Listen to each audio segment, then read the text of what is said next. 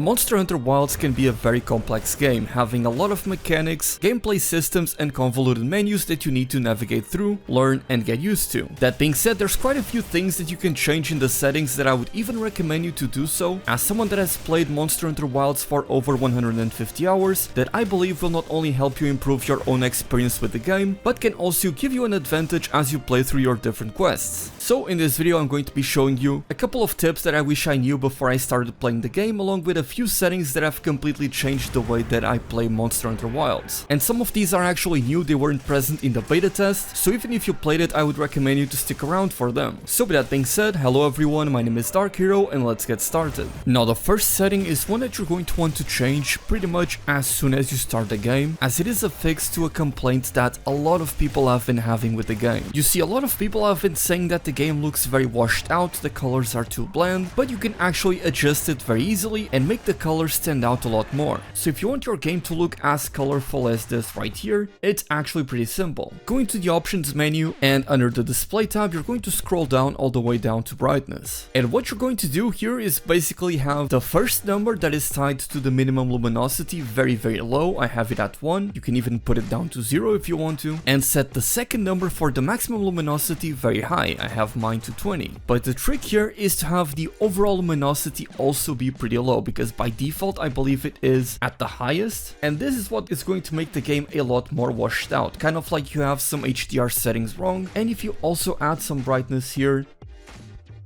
it's gonna look even more washed out, the colors don't stand out too much, you end up losing a lot of detail as you play the game. So make sure that you play around these settings trying to find the right way for the game to look the best for you. Now one of the most important settings that you'll want to change, and you can find it here by going into the options setting, under game settings, and on the third tab there's going to be the weapon attack power display. This is going to change the number that is displayed on the weapon's base attack. By default it comes with the coefficient, that is to say that the weapon's attack value is going to be bloated. So basically the default greatsword that you start out the game with, because it attacks much slower and the damage it actually deals is higher, the attack value of that weapon is going to be greater than, for example, the attack value of the starting dual blades. However, when you select the display without coefficient option, the attack value on both weapons would be the same. So as you can see right here, my Hope greatsword has 90 attack, and a much quicker weapon, the starting bow, has 90 attack as well. This allows you to have a much better comparison between the different weapons, as if they are from the same monster, they're essentially going to have similar stats. Additionally, another setting related to attack power that you can change is the damage numbers. By default it comes with display hole values, which quite simply means whenever I attack this dummy, you're going to see the damage numbers that I deal, but if I enable the display with decimals, as you can see right there, the decimals show up. So if you want to be as precise as possible at measuring the damage that you deal with your weapons, this is a setting that you can enable, and of course you can choose to not display any kind of damage numbers. Now when you take a look at your HUD while playing the game, you can see that there is really a lot going on. Especially if you get a weapon like the hunting horn, you'll see that your HUD can start to get really busy as you play the weapon. But thankfully every single part of the HUD can be customized. So while also being here in the game settings, you can come here into the HUD, and as you can see you're able to freely change the size of any of these options. So if you take a look at my current health and stamina, this is the way that it is set up by default. This is how it would look with the smaller setting, and this is how it would look with the large setting. And of course the same can be said about a lot of these other HUD elements that you can choose to simply hide if you want to, like for example the target monster icon, which is this one right here. Whenever I press the R3 button, you can see it on the bottom left corner of the screen. That indicates the monster that I am currently hunting. I usually have this setting hidden because you always know which monster you're hunting, although there is a benefit to not having it hidden, and that is that small pulsing wave that keeps showing up below the monster's icon, or in this case the target dummy, as that indicates how healthy the monster is. And as the monster gets closer to dying, that pulsing wave will begin to stabilize. That being said, whenever a monster is about to die, not only do you get to see the monster limping, but you also get the skull icon on the minimap, so it's not like you're missing out on much by disabling this setting, but you also don't lose a lot of real estate whenever you have this on, especially when it is small like I have right here. Now a couple of elements here in the HUD that I actually have increased their size are actually the weapon information as well as the item bar. I think that the size for everything else, like the radial menu, is perfectly fine and serviceable, but I think that these two are very important because you always want to know which item you have available to use at all times, and if you are scrolling through them you want to know at just a glance what item is is going to show up next in your item order, and you always want to know exactly how your weapon is doing if it has a unique gauge like the hunting horn, and thus having a bigger bar for that is going to help me out. Now another very important setting for combat that I think pretty much everyone should go ahead and change as soon as they start up the game, because I feel if you don't change it you're going to get used to it and it might be a little bit uncomfortable, and that is under the controls tab, specifically related to the focus mode. As by default you have to hold down the left trigger in order to activate focus mode. However, you can change it to be a toggle, and I think that this is way better. You get a lot more freedom in your hands in my opinion, especially if you don't have pedals on your controller, as you don't need to be holding the left trigger in order to always be in focus mode. And given how useful focus mode is, especially for weapons like the insect glaive, I really feel like you should go ahead and turn it into a toggle, at least for the melee weapons, since you have the option of selecting this setting for only the melee weapons and still have the hold down the button for focus mode with ranged weapons, which I much prefer. Now, seeing as the Seikret is a huge component of your gameplay in Monster Hunter Wilds, you're going to be spending a lot of time riding it, going from place to place. I think it's important that we go over a couple of settings that are going to change the way that you use it, because they make it feel a lot more comfortable and overall just more fun and better to use. So if you go to the options menu and under game settings, you're going to find in the third page Seikret Auto Explore. By default this is going to be turned on, and it basically means that whenever you hop on a Seikret, if no waypoint has been set for your Seikret, he will automatically be sprinting from one place to the next, trying to find different items of interest for you, and it can get a little tricky to control him, especially in some of the more narrow paths. So turning this setting off is going to offer you much more control. Additionally, under the controls tab on the second page, you're able to add the option to, on top of using the up and down buttons on the D-pad to call upon your Seikret, you can also make it so you can hold down the circle button or the B button to call upon your Seikret, and you can make it so that it comes out in auto move mode or in manual movement mode. And me personally, I chose to go with manual movement mode because whenever I hop on my Seikret by pressing the up button on my D-pad, it is always going to come out on auto move mode. So this way I have a distinction between the manual mode and the auto move mode that I can easily access by just holding down the circle button. But you may also notice that it takes me slightly less time to activate the Seikret than it may be for you by holding down circle. And that is because here under the hold confirmation duration button, I have set it to short. By default, this is how long it would take for you to call upon your Seikret. Let's do it one more time. There we go.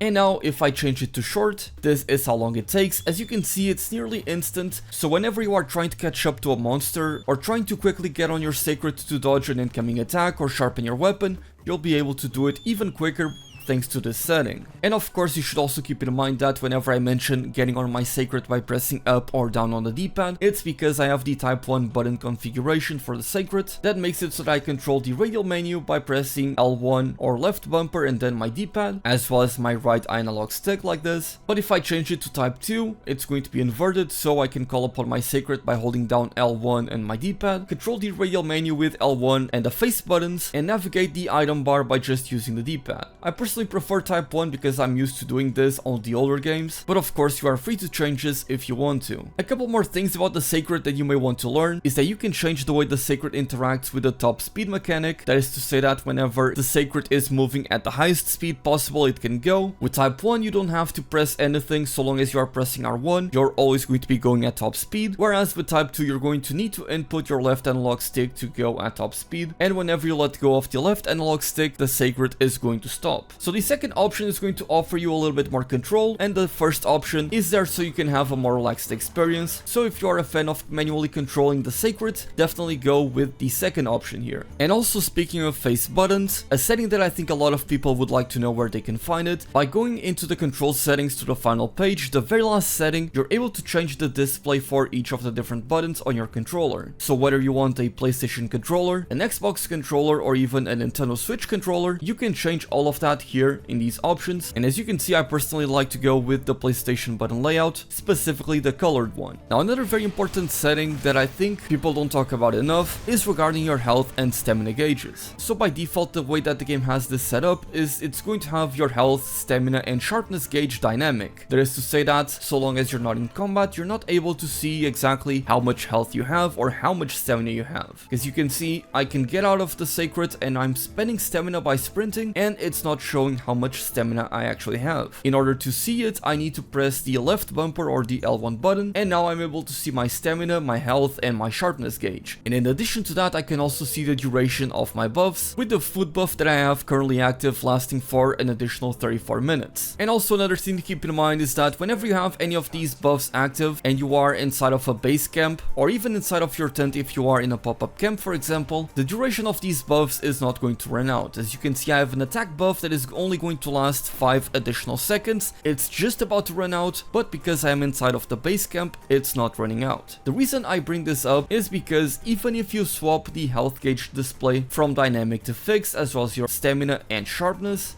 like this, to the point where you can always see them, you don't actually get to see the duration of your buffs active at all times. Again, you need to press the L1 button to see the duration of my food buff. You can see the duration of my attack buff because it is about to run out. That's when the game automatically shows how many seconds are left for those buffs, but for the bigger ones like that one, you actually need to press the L1 button even if you have the health gauge and the stamina gauge set to fixed. So me personally, I like to keep these dynamic. If you would be able to see all of the buffs while this is fixed, I would personally like to keep it fixed, but that's not the case, so I keep it dynamic because I like to have my HUD be as clean as possible. Speaking of HUD, you can also change the way that your minimap works, so you can increase or reduce the size of your minimap while you are in and outside of combat. And you can also do the same thing for the minimap scale, allowing you to get a better grasp of things around you. As you can see, I personally like to have the minimap size large when I am inside of a town or a settlement, because that is when I am looking at my minimap trying to see if there is an NPC that wants to talk to me, and I can easily recognize the icons on the minimap and know exactly where I need to go, for example, to a village trader. However, when I'm in combat, I have these set as small because I don't need to pay as much attention to the minimap. But in case I need to look out for, let's say, Slinger ammo that is on the ground or a vine trap, for example, then all I need to do is hold down the L1 button or the left bumper.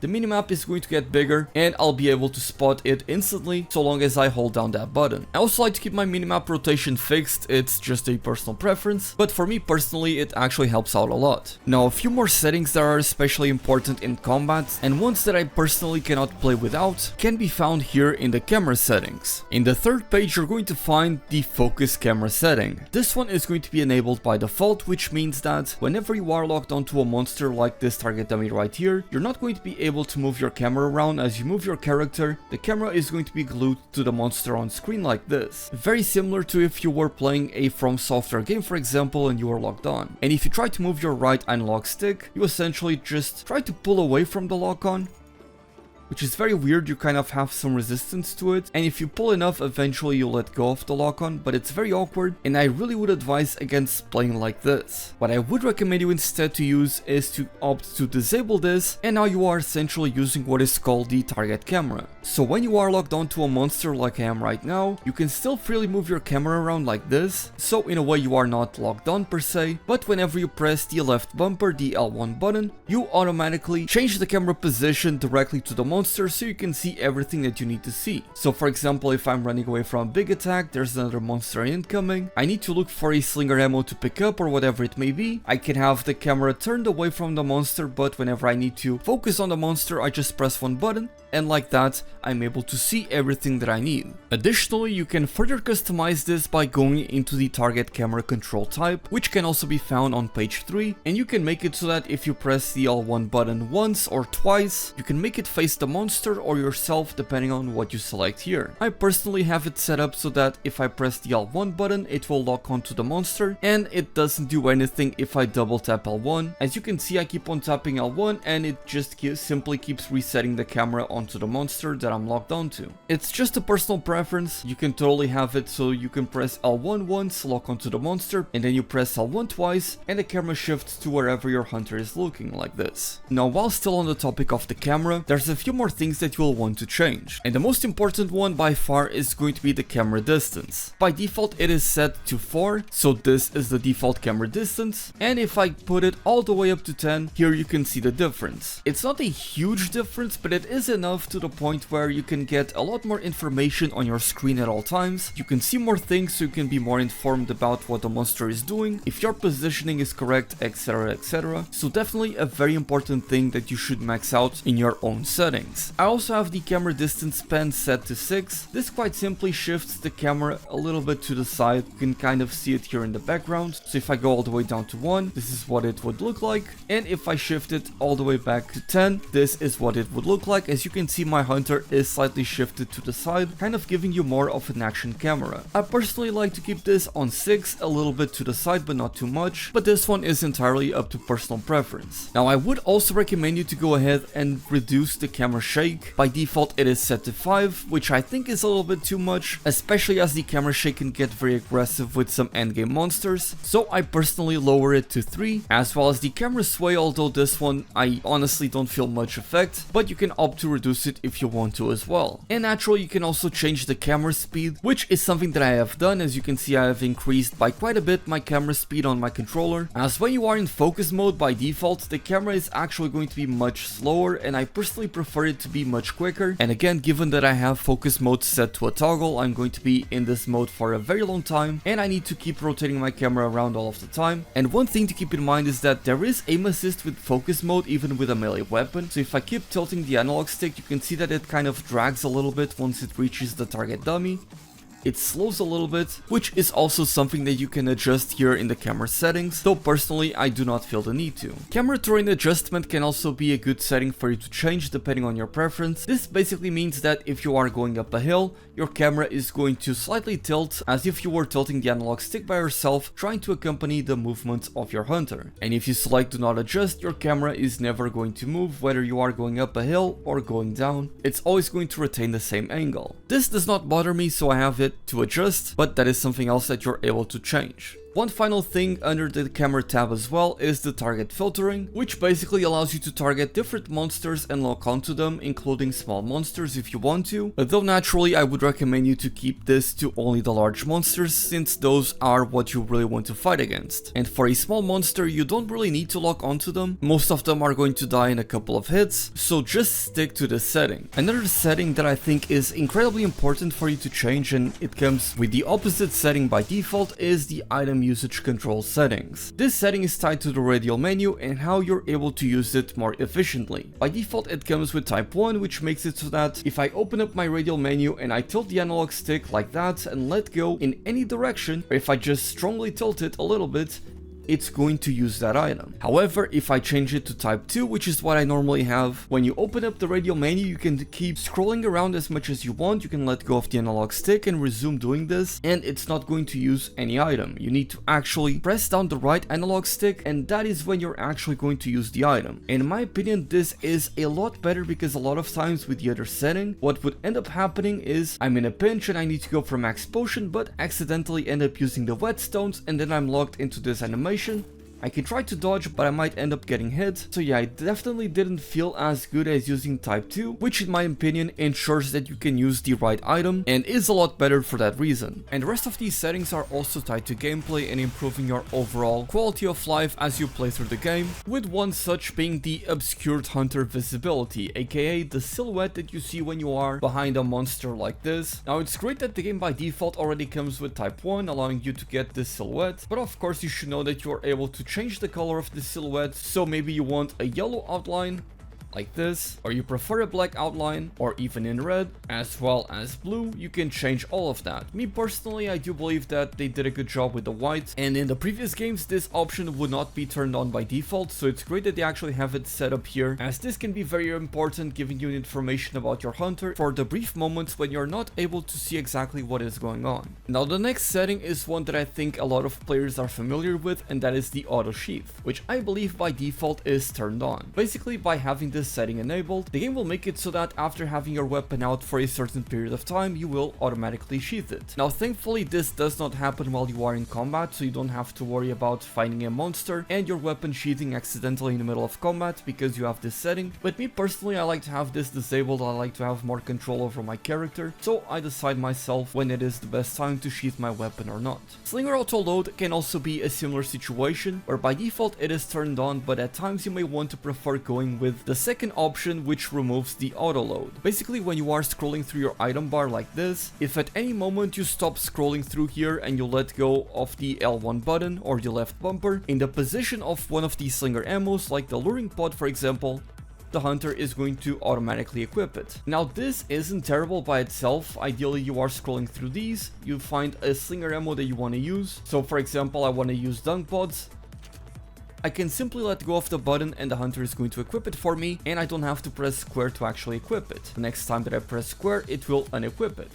Or if I want to change to a different Slinger ammo, I just do it like this and it changes to that one. That is all fine and dandy and very useful, though if you're someone that doesn't pay a lot of attention to your item bar as you scroll through these and you find yourself accidentally selecting one of these items when you didn't mean to, what this setting is going to do is it's going to put you in harm's way because you're going to be animation locked into loading these Slinger ammos and you won't be able to dodge or block an incoming attack. So that is a very situational thing, and you can definitely just be careful and not select any Slinger ammo that you don't want to select. But hey, if that is something that is harming your gameplay, you can change this here in the settings. Now there is a very controversial setting here that I want to highlight, which is the directional controls, which have become a little bit more interesting now that we have focus mode. So the way that directional controls works is that if you have type 1, tilting the analog stick will move your character in the direction that the camera is facing. So if I turn left, my character is going left. If I turn up, my character is going up.